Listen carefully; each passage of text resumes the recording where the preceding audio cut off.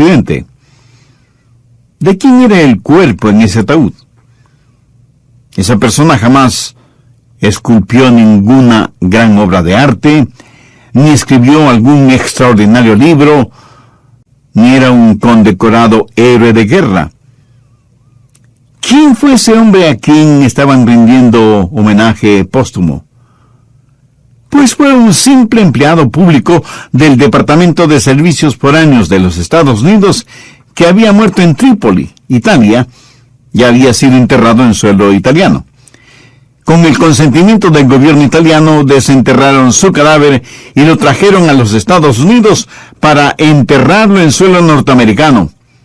Una banda militar estuvo presente en el aeropuerto tocando melodías marciales mientras soldados de infantería disparaban sus fusiles, 3 rondas de 7 disparos, y la bandera de los Estados Unidos flameaba a media asta. Evidentemente se trataba de una persona importante. Tal vez usted haya oído su nombre, o tal vez nunca lo ha escuchado. Era John Howard Payne. ¿Pero qué es lo que había hecho John Howard Payne? ¿Por qué la gente estaba tan emocionada? ¿Por qué le estaban brindando esos honores póstumos? Por una frase que había escrito. ¿Y cuál fue esa frase? Él, sencilla pero elocuentemente, escribió: placeres y palacios, aunque a menudo los puedo gozar, con toda humildad digo, no hay lugar como el hogar. Esta frase que él escribió ha tocado los corazones de las personas alrededor del mundo hasta el día de hoy. Por eso, como nación, se decidió homenajear a John Howard Payne por haber escrito: no hay lugar como el hogar. Y hoy quiero hablar acerca del hogar, de la familia, porque la familia es un pedacito del jardín del Edén que aún nos queda. Dios estableció a la primera familia en el jardín del Edén, y es como familia que miramos hacia el futuro, al hogar celestial que el Padre nos prepara para la eternidad. Los antropólogos y sociólogos y sabelotodólogos nos dicen que la familia de alguna manera surgió del pantano y cieno de la evolución, y que a través de graduales procesos evolutivos en la biología y la sociología se formó la familia. ¿Cree usted eso? Yo no lo creo. La familia tuvo su origen en el corazón y la mente de Dios. Fue la primera institución que Dios formó para responder a las más profundas necesidades físicas, sociales, espirituales y fisiológicas de la humanidad. Es vital que entendamos la importancia de la familia, porque los hijos deben nacer en el seno de una familia. Un niño en la familia desarrolla su propio concepto de lo que es el hogar. Un niño sin hogar no tiene ese beneficio. No sabe quién es o qué es. No tiene autoconciencia. Es dentro del hogar que un niño o una niña aprende quién es, qué es lo que puede hacer y qué es lo que se espera de él. El alma de un niño se forma dentro del seno de la familia. Y es dentro de la familia que los hijos desarrollan un sentido de seguridad, de confianza. Es dentro del hogar que los hijos aprenden a ser amados, aprenden que son dignos, aprenden que son valiosos. Un hijo mira el rostro de sus padres y ve en los ojos de su madre eso que intuye es amor. Y se siente apreciado porque su madre le ama, porque su padre le ama. Un niño adquiere el concepto de sí mismo en el hogar, adquiere el concepto de la familia en el hogar, y cuando en el hogar hay parámetros, y limitaciones, y reglas, y disciplina, los hijos aprenden que no son ellos mismos la ley. Aprenden que tienen que saber convivir con los demás miembros de la familia, y van aprendiendo respeto a la autoridad. La Biblia dice que un hijo dejado a su voluntad será una vergüenza para sus padres. Busque Proverbios 23, los versos 13 y 14. No rehuses corregir al muchacho, porque si lo castigas con vara, no morirá. lo castigarás con vara, y librarás su alma del Seol. Es en el seno del hogar que nuestros hijos adquieren el concepto de Dios. Se hace referencia a Dios como Padre. Y si nuestros hijos no reciben amor, misericordia, gracia y cuidados, el concepto de ellos acerca de Dios será totalmente torcido. La familia es la unidad básica de la sociedad, y por eso es que Satanás, desde el jardín del Edén hasta nuestros días, ha declarado la guerra a la familia. Por eso es que muchos seriamente preocupados preguntan, ¿hay algún futuro para la familia? ¿Es la familia una institución que continuará existiendo, o llegará a pasar con la familia lo que ha pasado con los mastodontes y los dinosaurios que han desaparecido? ¿Se volverá la familia solo una reliquia de otra época? Mi amigo, hay ciertas cosas en la vida que son absolutamente no negociables. Ciertas cosas que debemos aprender si es que queremos que haya un futuro para nuestras familias. Y si es que no hay un futuro para las familias, entiéndalo muy claramente. No habrá un futuro para nuestra sociedad, no habrá un futuro para nuestros países, no habrá un futuro para el mundo. Bien, el capítulo 5 de Deuteronomio es como una repetición de los 10 mandamientos que encontramos en Éxodo 20. Se podría decir que es para reforzarlos. Pero en Deuteronomio 5:29, Dios dice lo siguiente en lo concerniente con su pueblo. ¿Quién diera que tuviesen tal corazón, que me temiesen y guardasen todos los días todos mis mandamientos, para que a ellos y a sus hijos les fuese bien para siempre? Dios está diciendo que si ellos guardan, cumplen sus mandamientos, habrá un futuro para la familia. Creo que todos conocemos los 10 mandamientos, y cuando digo conocer, admito que esto no significa necesariamente que los obedecemos. Como ya lo mencioné, y usted seguramente lo sabe muy bien, los 10 mandamientos los encontramos en Éxodo 20 y en Deuteronomio 5. Pero quiero que veamos Deuteronomio 6, desde el verso 1. Estos pues son los mandamientos, estatutos y decretos que Jehová vuestro Dios mandó que os enseñase, para que los pongáis por obra en la tierra a la cual pasáis vosotros para tomarla, para que temas a Jehová tu Dios, guardando todos sus estatutos y sus mandamientos que yo te mando, tú, tu hijo, y el hijo de tu hijo, todos los días de tu vida. Aquí Dios está hablando del futuro para la familia. Ahora, ¿por qué debemos guardar, obedecer y cumplir sus mandamientos? El final del verso 2 tiene la respuesta. Para que tus días sean prolongados. Veamos el verso 3. Oye pues, oh Israel, y cuida de ponerlos por obra para que te vaya bien en la tierra que fluye leche y miel, y os multipliquéis, como te ha dicho Jehová, el Dios de tus padres. El verso 4 es tal vez el más importante para un judío ortodoxo, o el más importante en las Escrituras. Oye Israel, Jehová, nuestro Dios, Jehová uno es. Ahora quiero que note cuidadosamente lo que entonces se le dijo a Israel, y lo que se nos dice a nosotros en la actualidad, desde el verso 5. Y amarás a Jehová tu Dios de todo tu corazón, y de toda tu alma, y con todas tus fuerzas. Y estas palabras que yo te mando hoy estarán sobre tu corazón, y las repetirás a tus hijos, y hablarás de ellas estando en tu casa y andando por el camino, y al acostarte y cuando te levantes, y las atarás como una señal en tu mano, y estarán como frontales entre tus ojos, y las escribirás en los postes de tu casa y en tus puertas. Esto es lo que Dios dice que debemos hacer para el futuro de la familia. Por lo tanto, debemos instruir a nuestros hijos para que como familia, como sociedad, como nación, tengamos un futuro. Al respecto, quiero que note algunos puntos muy importantes. Primero, el hogar es la universidad de la vida. Dios dice que sus mandamientos deben ser enseñados en el hogar, en el seno de la familia. Dios no dio estos mandamientos al gobierno aunque los gobiernos deberían guiarse por ellos. Dios no dio estos mandamientos a la industria, aunque todos los industriales deberían aprender de ellos. Dios no dio estos mandamientos al sistema educativo, aunque la educación puede beneficiarse de ellos.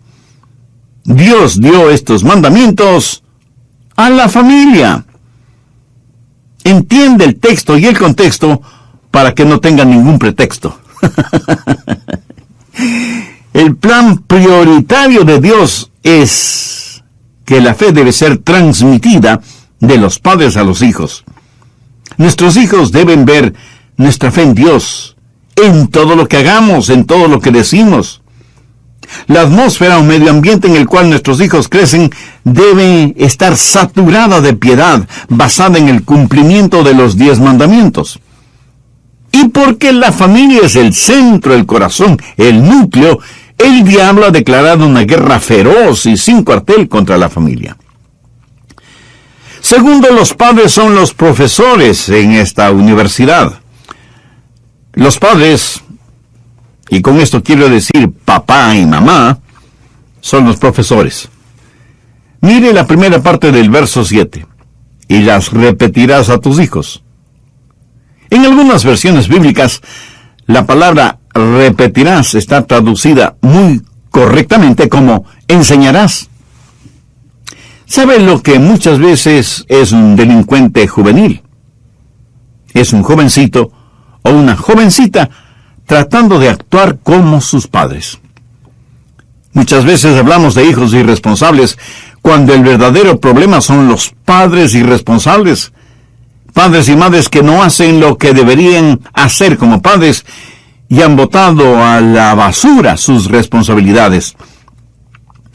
Ahora, como profesor o profesora en esta universidad de la vida, ¿qué cualidades y calificaciones debe tener? El verso 5 lo dice: y amarás a Jehová tu Dios de todo tu corazón y de toda tu alma y con todas tus fuerzas. ¿Lo ve? Esto es un requisito indispensable para ser un profesor o profesora en la universidad de la vida. Ustedes como padres, como profesores, deben entender lo siguiente: hay un control central en cada hijo, y usted no puede controlar el control central de su hijo o de su hija, porque ellos son los que controlan ese control central. ¿Sabe qué? Dios no va a pasar por encima de ese control. Porque Dios no va a forzarle ni a usted, ni a sus hijos, ni a nadie a comportarse de cierta forma. Dios le capacitará para eso, Dios le guiará. A Dios le gustará que usted haga ciertas cosas, pero en última instancia, usted es quien decide. Por lo tanto, una de las cosas más sabias que usted debe aprender es que usted no puede tomar decisiones por sus hijos. Es cierto, lo puede hacer cuando son pequeños y los puede guiar. Pero llega un momento en la vida de nuestros hijos en el cual ellos deben tomar sus propias decisiones. Usted toma sus propias decisiones. Nunca fije metas u objetivos para los demás, porque usted no puede controlar el control central de nadie. Yo tengo deseos para mis hijos y tengo deseos para mis nietos. ¿Sabe lo que deseo para ellos? Que amen a Dios con todas las fuerzas de su ser, que vivan vidas puras, piadosas y honestas, que nos amen a Joyce y a mí, sus padres, que nos amen nuestros nietos, que se amen entrañablemente los unos a los otros, y que Dios les use poderosamente. Ese es el deseo de mi corazón y mi oración por ellos. Mi esposa y yo oramos diariamente por ellos, nombrando a cada uno de ellos. Yo tengo deseos para mis hijos y nietos, pero tengo metas para mí mismo. Mi meta es ser un buen padre. He determinado en mi mente que quiero ser un buen padre, porque puedo tomar esa decisión yo mismo. Así como me decidí por Jesús, así como decidí que por la gracia de Dios sería un buen padre y que amaría a Dios con todo mi corazón. Así que la calificación o cualidad para ser un buen profesor en la universidad de la vida es amar a Dios con un amor sincero, sin mediocridades. Nuestros hijos necesitan ver en nosotros que amamos a Dios honesta, sincera y apasionadamente. Y recuerde que los hijos pueden detectar una falsedad en forma intuitiva. Sus hijos saben que usted no es perfecto, pero también saben que usted ama a Dios con todo su corazón, porque vive y actúa motivado por ese amor. Y usted debe amar a Dios no solo con su corazón, sino también con su alma, o sea, con su ser interior. De paso, permítame decir que si usted quiere saber si ama a Dios con toda su alma, hay dos cosas que debe examinar: su chequera o su cuenta de ahorros y su agenda.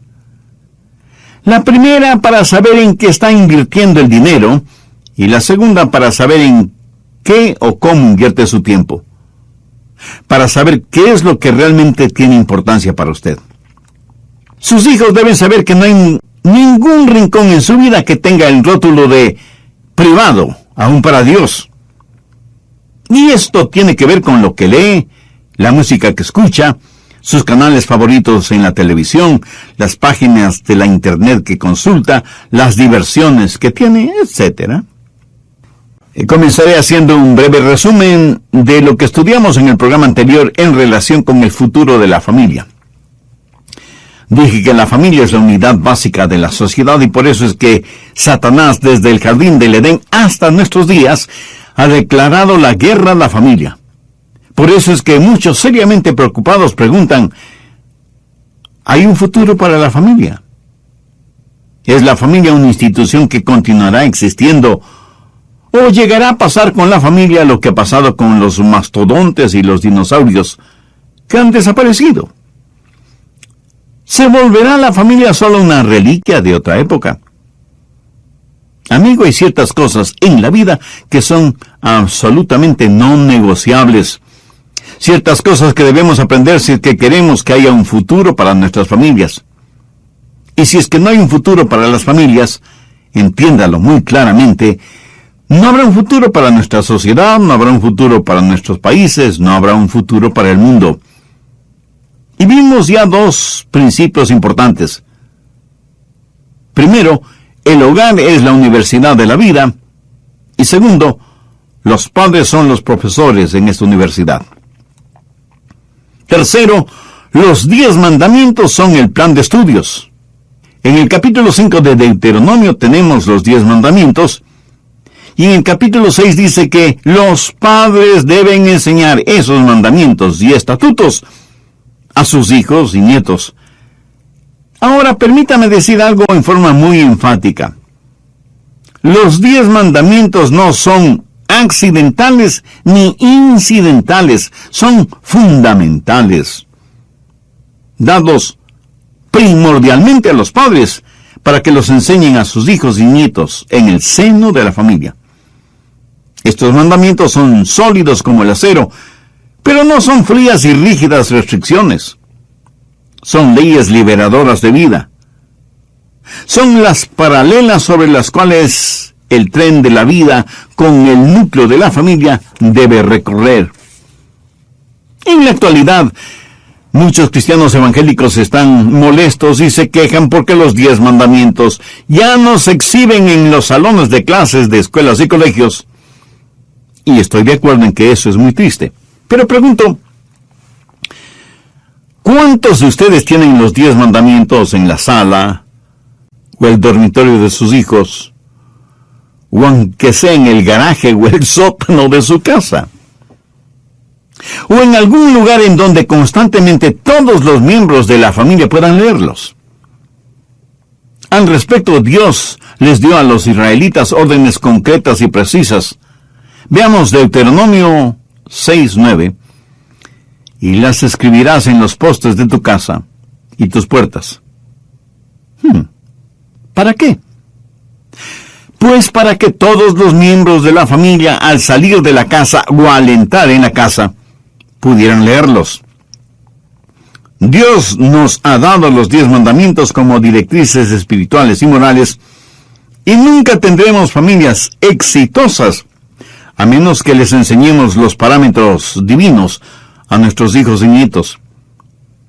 Mi amigo, en la sociedad actual en la que vivimos, no es suficiente el decir a nuestros hijos, porque yo lo digo. Más bien, con la Biblia en la mano, debemos decirles, mira, hijo o hija, esto es lo que Dios enseña en su palabra.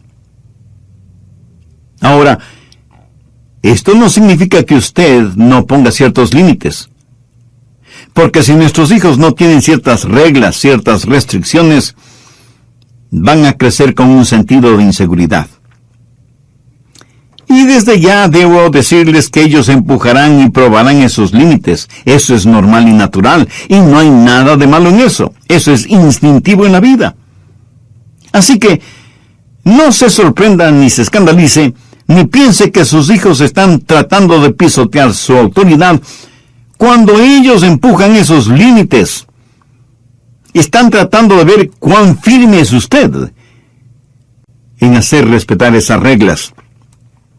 Oh, es cierto, se enojarán con usted, le llamarán anticuado, fuera de moda, incluso le dirán que le odian. Pero íntimamente le admirarán porque usted hace cumplir los límites impuestos y en cierta forma les ayuda a tener disciplina en sus vidas. Permítame añadir algo más al respecto. Una vez que ha hecho conocer a sus hijos cuáles son los límites, no tiene que estar luchando siempre con sus hijos para que los cumplan. Usted, en consejo familiar, les dice, hijos, en este hogar tenemos ciertos límites, ciertas reglas, por las cuales nos regimos todos. Así ellos saben que esos límites no tienen una dedicatoria especial para ellos, y pudiera ser que los acepten con gusto y hasta con agradecimiento. Pero si usted no establece esos límites, será un largo y arduo camino el que recorrerá en la educación de sus hijos, y cada vez que ellos argumenten con usted, usted irá bajando sus estándares, porque no puso límites y reglamentos claros y definitivos desde un principio. Los 10 mandamientos son, pues, el plan de estudios. Cuarto, los hijos son los estudiantes. El verso 7 dice, ese plan de estudios debe ser enseñado a nuestros hijos. ¿Cuándo hay que enseñarles eso? Pues lo más tempranamente posible y en todo lugar. Y hablarás de ellas, o sea, de las palabras de Jehová, estando en tu casa y andando por el camino y al acostarte cuando te levantes. En simple español, eso significa siempre. Ahora, siendo que nuestros hijos son los estudiantes, necesitan saber que ya están inscritos en esta universidad de la vida. Y están inscritos desde muy temprana edad. Francisco Javier fue un muy conocido educador católico, y él alguna vez dijo, permítanme educar a sus hijos hasta los 7 años de edad. Después de eso, les puede enseñar cualquiera. Lo que está diciendo es que el carácter de un niño o una niña está formado para cuando cumple sus 7 años de edad. Una señora le preguntó a su pastor, Pastor, ¿cuándo debo empezar el entrenamiento espiritual de mi hijo?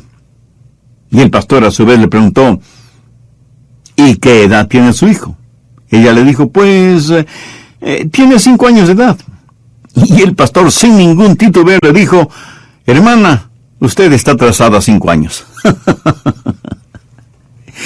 Y yo diría 5 años y 9 meses, porque los hijos deben ser entregados a Dios antes de que nazcan. Dios le ha dado a usted hijos para que los críe, los eduque e instruya. Ese es su sagrado deber y responsabilidad.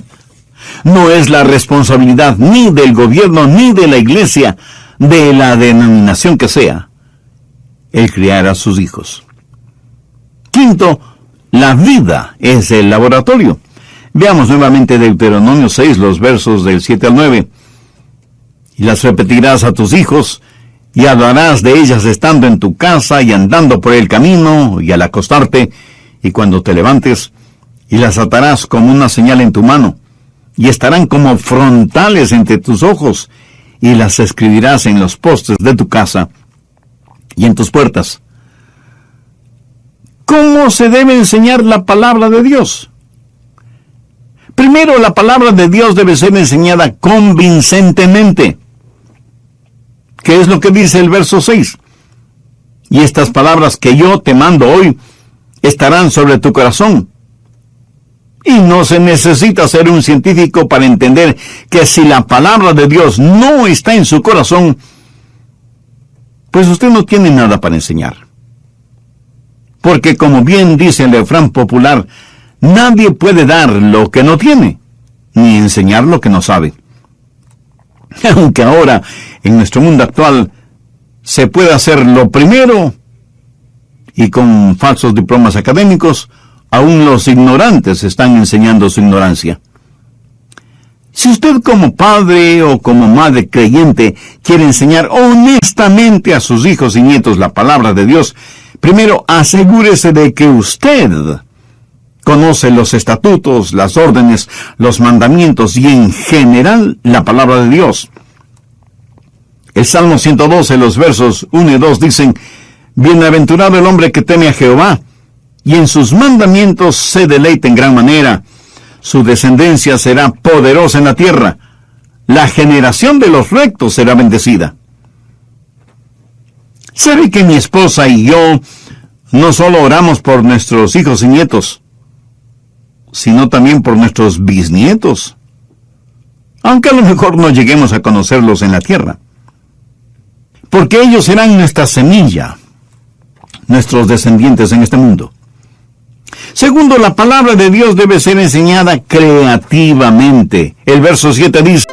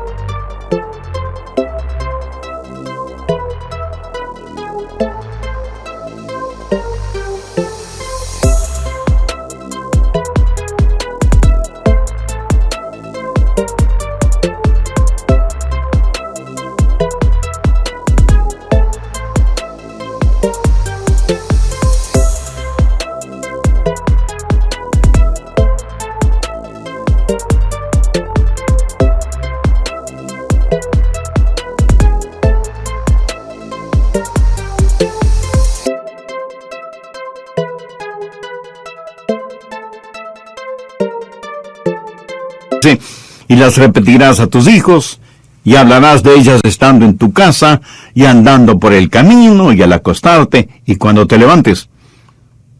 Y no es cuestión de que usted y su familia súbitamente se vuelvan religiosos, y tratan de aprender a toda velocidad algunas cosas de la palabra de Dios. Tratan de lograr en una semana o en un mes lo que toma toda una vida: conocer la palabra y la voluntad de Dios. Hay que ser creativos en la enseñanza de todo el consejo de Dios. No lea usted solo la Biblia, a menos que sea parte de sus devociones personales.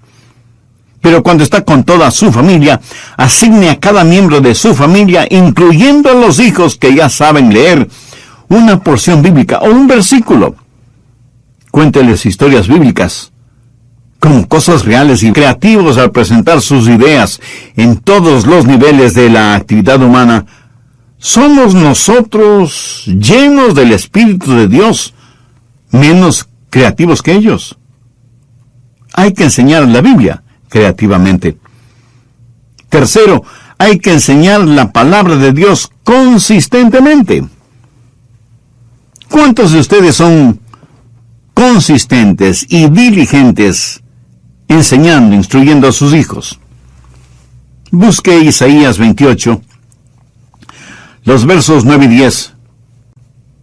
¿A quién se enseñará ciencia? ¿O a quién se hará entender doctrina? ¿A los destetados? ¿A los arrancados de los pechos?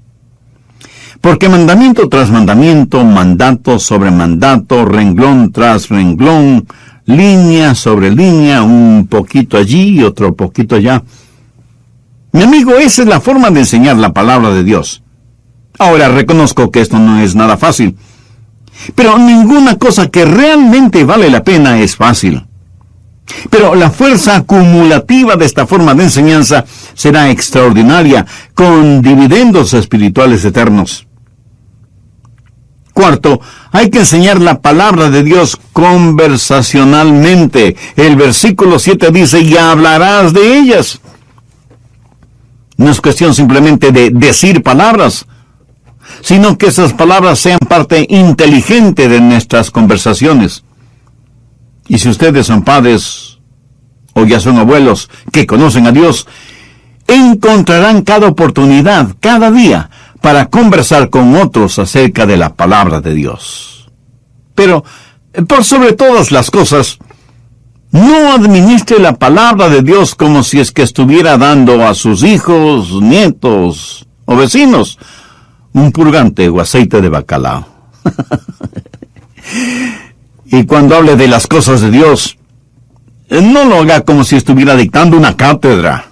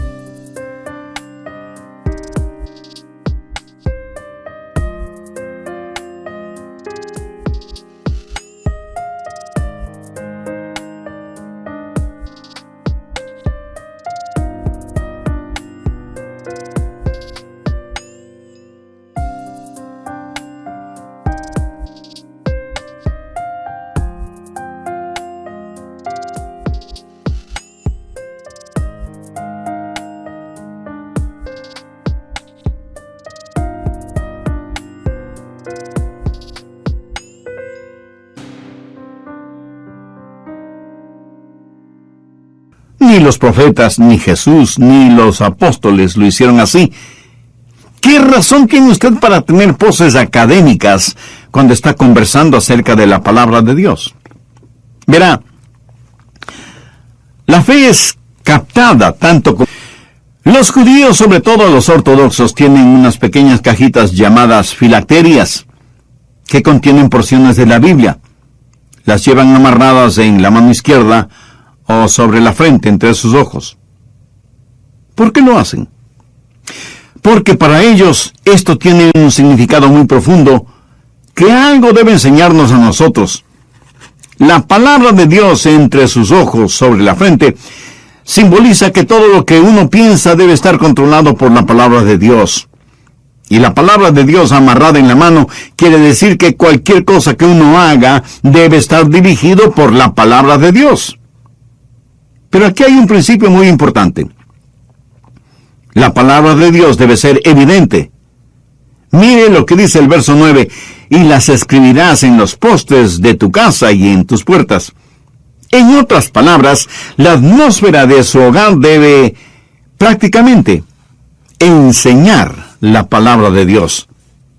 Sí, Dios ha prometido un futuro para su familia, pero depende de los padres, porque es su responsabilidad el enseñar a sus hijos la palabra de Dios. El pastor, la iglesia, los maestros de la escuela dominical, programas radiales como este que está escuchando, son de alguna ayuda. Pero el gran problema que existe en nuestro mundo moderno son los padres y madres que no cumplen con la responsabilidad que Dios les ha dado como padres. Los hijos no encuentran en sus padres el ejemplo que deben imitar.